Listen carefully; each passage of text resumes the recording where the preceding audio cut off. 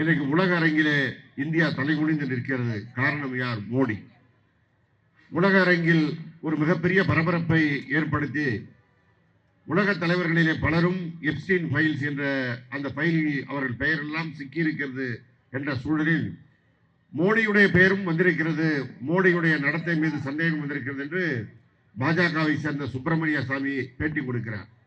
இது உண்மையா இல்லையா என்று எல்லோரும் சிந்தித்துக் கொண்டிருக்கின்ற வேளையிலேயே அமெரிக்கா முன்னால் மோடி மண்டியிட்டு நிற்கின்ற காட்சியை நாம் பார்த்து கொண்டிருக்கின்றோம்.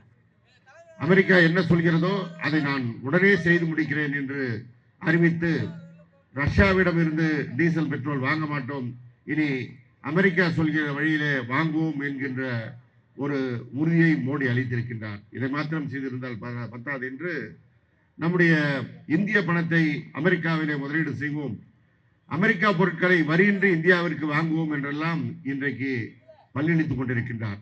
ஒரு காலத்திலே மேக் இன் இந்தியா என்ற ஒரு சபதத்தை முன்வைத்து பல புது கதைகளை வெட்டி கொண்டு திரிந்த மோடி இன்றைக்கு தன்னுடைய தோல்வியை பட்டவர்த்தனமாக ஒப்புக்கொண்டு அமெரிக்காவின் அதிபர் டிரம்பின் காலடியில் சரணடைந்து கிடக்கிறார். எனவே அந்த மோடிக்கு நாம் முற்றுப்புள்ளி வைக்க வேண்டும். அந்த மோடி இந்தியா தமிழ்நாட்டின் மீது தொடுக்கின்ற தாக்குதல்களை நிறுத்த வேண்டும் என்றால் கழக தலைவர் தளபதி அவர்கள் தலைமையிலே நாம் ஒன்று திரள வேண்டும்.